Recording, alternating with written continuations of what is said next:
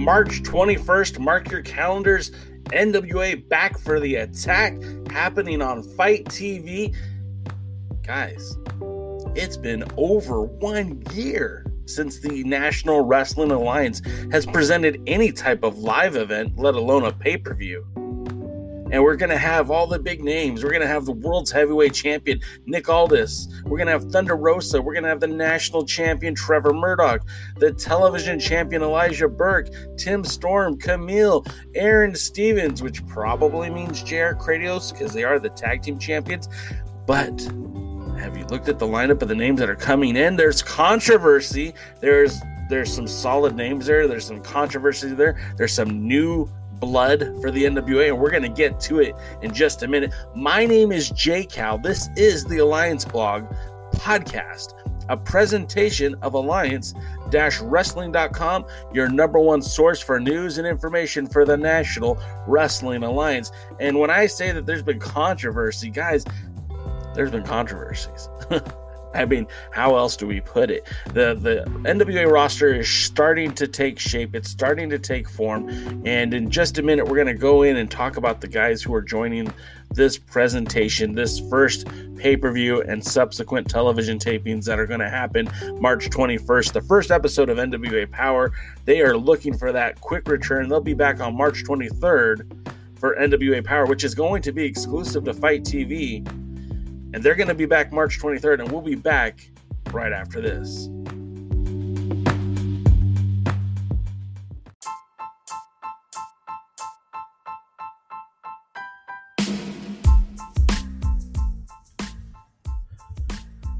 The American philosopher Will Rogers once said, "You never get a second chance to make a good first impression."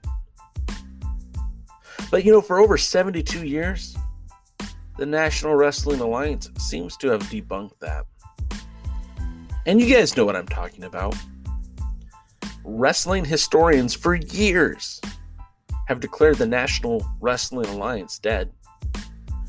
Yeah, I mean, it survived being indicted on monopoly charges from the FBI. I don't know why I said it like that. They've survived many scandals. Like a lot. They've survived the Nature Boy Ric Flair heading to WWF with the NWA World Championship in tow.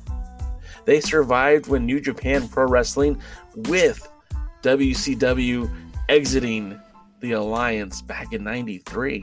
They survived 1994 when Shane Douglas infamously threw down the 10 pounds of gold to declare the ECW title a World Heavyweight Championship. They declared the NWA dead when they broke ties with TNA Wrestling to start on their own thing, their own voyage. I've seen the National Wrestling Alliance counted out many times before, but it never sticks. And an audience that is so desperate to recapture those classic memories of Jim Crockett Promotions and that Mid-Atlantic era, that era from the 70s and the 80s and even up till the 90s. That time where the National Wrestling Alliance was the pinnacle of professional wrestling. The fan base wants that. But so many people are quick to put a bullet in the head of the National Wrestling Alliance. It's kind of sad, but it's also kind of humorous. I mean, this NWA is kind of like a cockroach, and I don't mean that disparagingly. I mean, you just can't kill it. Drop an A-bomb on it, go right ahead. It's still going to walk away. The NWA has always found a way to survive, and even on the cusp of being shelved, of being forgotten, being just eliminated because of COVID-19, the NWA still survives. The National Wrestling Alliance is still here. I've heard it. The boys over at This Is Pro Wrestling have heard it. The NWA didn't die because of the pandemic. It didn't die when it reached controversy. The NWA just continues to move forward. It's celebrated. It's paraded around. The NWA won't die. And now, the NWA is back. March 21st, the NWA is back for the attack. Fight TV. March 23rd, NWA Power returns, also on Fight TV. If you're not on board with Fight TV, I suggest you change your programming, because if you want to enjoy the National Wrestling Alliance, that's where you got to be, is on Fight TV. But the NWA has survived. It survived COVID-19. I mean, we're literally just a year removed from the NWA canceling the Crockett Cup and suspending all live events that were scheduled for the rest of the year because COVID-19 was so dangerous and such a threat. Now, whether you agree or not with that philosophy, the NWA was trying to be responsible, was efforting to make the right decision, and just postpone what was going to happen. A lot has changed since then, and don't get me wrong, there have been casualties along the way. The National Wrestling Alliance that you knew 1 year ago is not the same NWA it is today. There's been changes in management. There's been changes in leadership. The champions have changed. The roster has changed. The faces on TV will change. So on March 21st and the subsequent television tapings that will start airing on March 23rd, you will notice a very different version of the NWA. Now, that isn't necessarily a bad thing, guys, and I'm not here to cry about the good old times, but I mean, look, that roster has significantly changed. There's been some casualties. A lot of the talents we knew well are gone. Eli Drake is now LA Knight in NXT. Eddie Kingston, Ricky Starks, both of those guys are now working for AEW. Marty Bell, Allison Kay, Zicky Dice, all gone. James Storm, working with Impact. Tasha Steelz, also with Impact. The shape and size and dexterity of that ring will remain the same, but the faces that occupy those cameras will look different. Stu Bennett is gone. David Marquez is gone. So yes, the NWA will look different. But we need to celebrate what the NWA is. The NWA is national champion Trevor Murdoch. The NWA is the Pope Elijah Burke, your television champion. The NWA is Aaron Stevens and JR Kratos, your world tag team champions. The NWA is Serena Deeb, your world women's champion, who until recently was defending that title on AEW programming. The NWA is your world's heavyweight champion, the national treasure, Nick Aldis. Billy Corgan said, before Power even filmed one episode, that the NWA at its core would be a roster with a cascading amount of talent coming in and leaving. And we saw that with guys like Colt Cabana and Ken Anderson, and we expected that. We expected to see turnover in the roster. The last 4 days, the NWA has announced new talent acquisitions, either new to the brand or new to Power.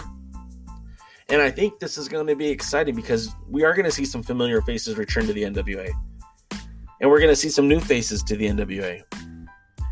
And I mean, just today, earlier today, the NWA announced that Chris Adonis would be joining the roster. Chris Adonis isn't a slouch, guys.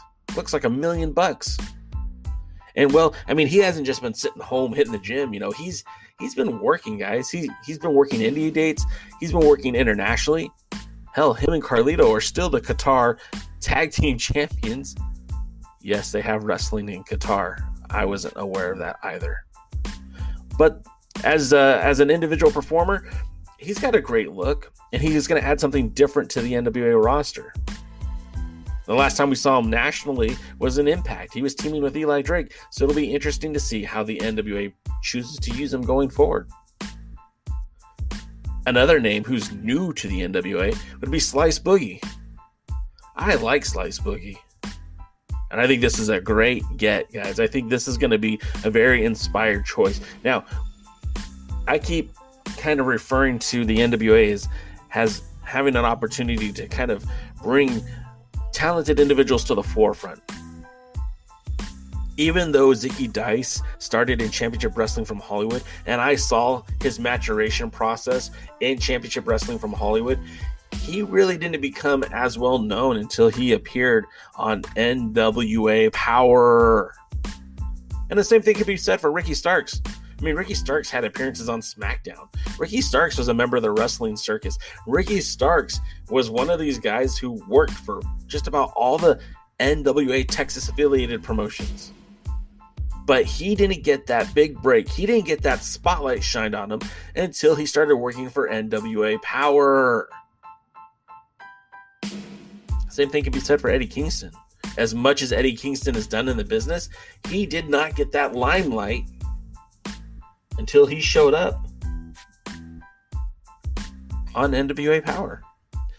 So for a guy like Chris Adonis, this might be an opportunity for the shine to help him, either mature as a professional wrestler or take him to the next level. But Slice Boogie is a guy who hasn't really had that big spotlight shined on him. Now, don't get me wrong. Again, he's part of the Bodega. He's part of Championship Wrestling from Hollywood. He has been for a while. In fact, he's had a couple of good outings for them, not only on Championship Wrestling from Hollywood, but also on Primetime Live. Yeah, it was on United Wrestling Network's pay-per-view that he wrestled against Davey Boy Smith Jr. It was a fantastic match. Boogie really put in the work against Davey Boy Smith Jr. And I'm not going to say it's just a byproduct of Davey Boy Smith Jr. being good. I think it's a byproduct of the 2019 SoCal Uncensored Rookie of the Year really stepping up when the opportunity was presented. The NWA is all about opportunity. So this will be a good chance to see somebody like Slice Boogie take that next step, like Ricky Starks did. That's where I draw the comparison. That's it. The talents are different. The styles are different. Everything else is different. Just opportunity for somebody who hasn't had that shot yet. We know that Crimson is going to return to the NWA. Now, he was a part of Power. He was more of a producer role. He didn't have the opportunity to wrestle because he was still rehabilitating from his injury. Still in recovery. But we do know the last time we saw him in an NWA ring, it was at the Crockett Cup 2019, where he had teamed with Jax Dane. Now, if you've listened to this show for 1 minute, you know how much we are a fan of Jax Dane. And I honestly believe that this is a foregone conclusion that the NWA is going to eventually announce the return of Jax Dane.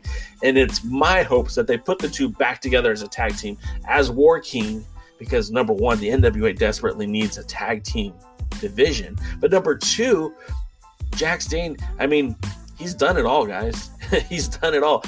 When I say he's a former world's heavyweight champion, he wasn't just a world champion. He was like the first Grand Slam champion. At one point, he was the only wrestler in the modern era to unify the North American and National Championship. Now, the NWA doesn't recognize the North American title anymore.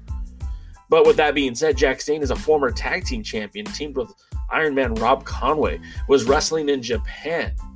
Now, I know I'm supposed to be talking about Crimson, but let's talk about Jax Dane and how badly I think the NWA needs him to return. Now, he was on Power, but I think the War Kings, Crimson and Dane, are going to bring so much to the table for the NWA. Now, if they choose not to add the tag team division, that's fine. Crimson, in and of himself, was a great singles competitor. He had that triple threat match for the NWA World's Heavyweight Championship with Josephus. And, there's opportunities for him as a singles competitor. That we need opponents for Trevor Murdoch. We need opponents for the Pope, Elijah Burke. So whichever capacity they decide to use him, I mean, he's a skilled talent. And of course, his time outside of the ring is going to be beneficial to the NWA as well as his time inside the ring.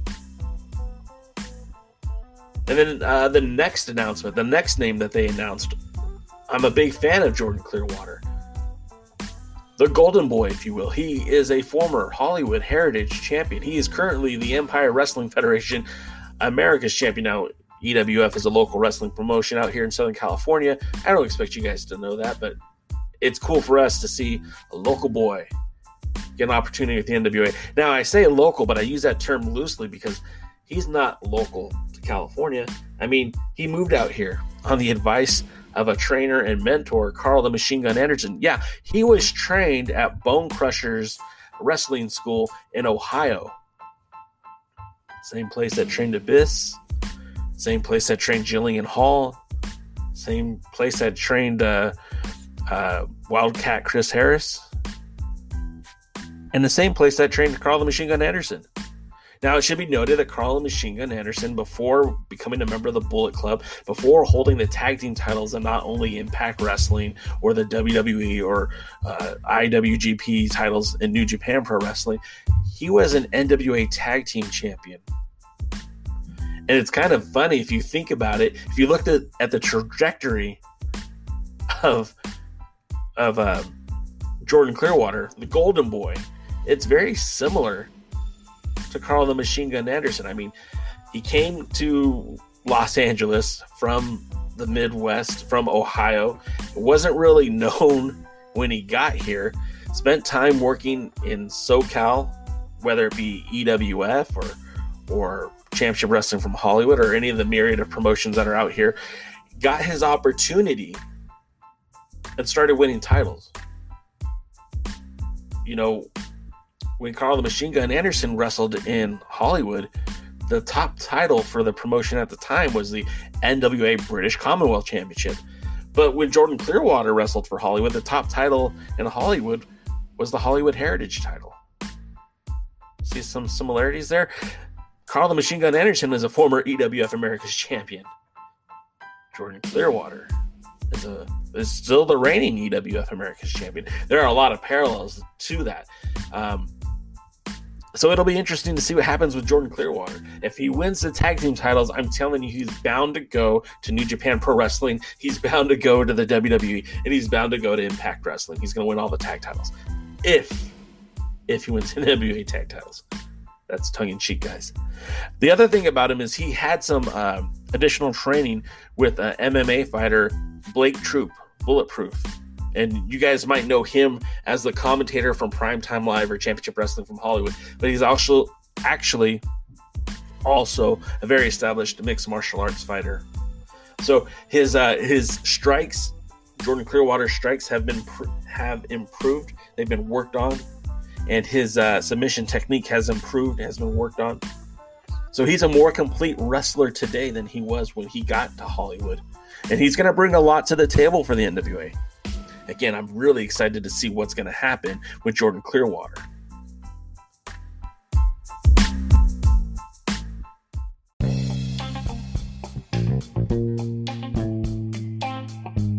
So the NWA roster is evolving. It's growing. And there's reasons to be excited. But this one, guys, this one causes me to pump my brakes. This one is a real head scratcher because I thought this company shied away from controversy. I thought this company did not want to enrage its fan base. But here it is in 2021, after everything that's happened to the NWA, when COVID-19 nearly put the damn promotion out of business, they're embracing someone who brings a lot of baggage. Now, on the surface, somebody who is 6'7", 375, and is agile and is athletic, I mean, that looks like a total plus, right? It looks like a smart business decision. The guy spent the last 12 years wrestling either for the WWE, AAA, or Impact Wrestling. The guy, went through WWE development. He started off in Deep South. made his way to Florida Championship Wrestling. When the WWE changed its development and started NXT, he was one of the first guys there. You know, after spending so much time in development, he made his debut on the main roster. When he was let go, he was able to land with Impact Wrestling, where he represented TNA in Mexico with AAA. He did matches in Japan. He's been all over the world. But he's also shrouded in controversy, and that's what I don't understand. A 48-year-old wrestler who carries this much baggage seems like an easy pass.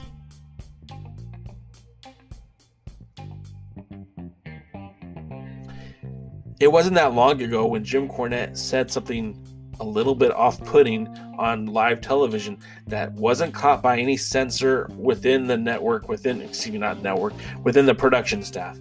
The director missed it, those on air missed it, those who edited the show missed it, and it made it to YouTube, and it left a bad taste in people's mouths.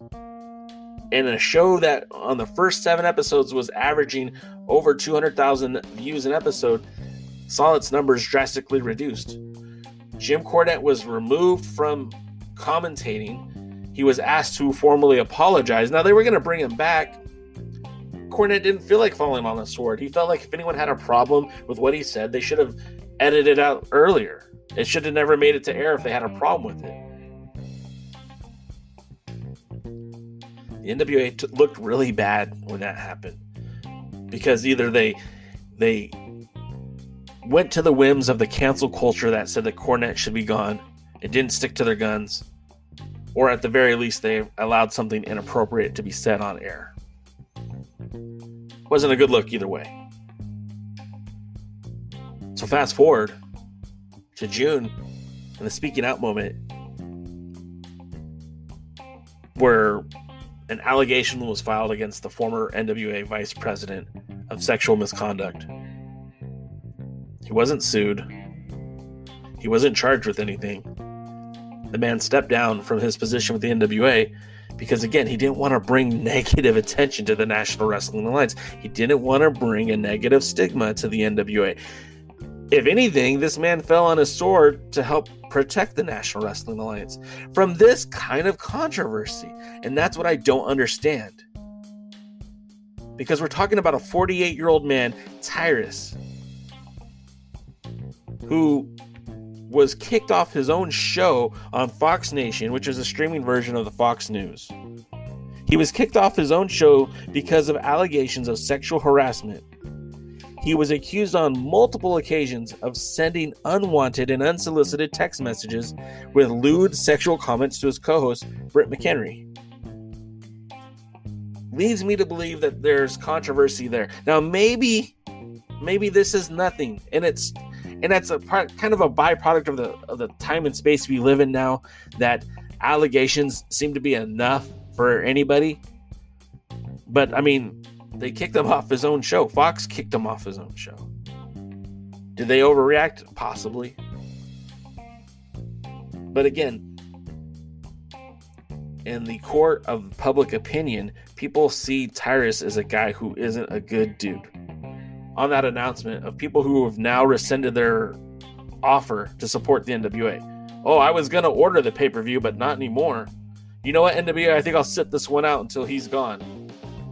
And it's not a red state versus blue state. It's not because he's a conservative or they're liberal or anything else like that. He is accused of something very controversial. The NWA has shied away from these kind of things in the past. I mean, guys, they cut ties with James Ellsworth, who, you know, was one of Nick Aldis's first opponents. I mean, his match with Nick Aldis garnered over 1 million views on YouTube. They invited him to be a part of the 70th anniversary show back in 2018, but there's no mention of James Ellsworth now. And there's a lot of good, talented individuals out there. I get it. You know, there are only so many people available. But again, I can't wrap my head around this, guys. About the other names listed: Chris Adonis, Crimson, Slice Boogie, Jordan Flippin' Clearwater. I'm excited to see these guys make their debuts or returns to NWA Power and NWA programming. This is the one that gets me, guys, and I don't have an answer for it. I don't know that the NWA has an answer for it. But, this is where we're at. So, 1999 on Fight, and you can see what's going to happen next.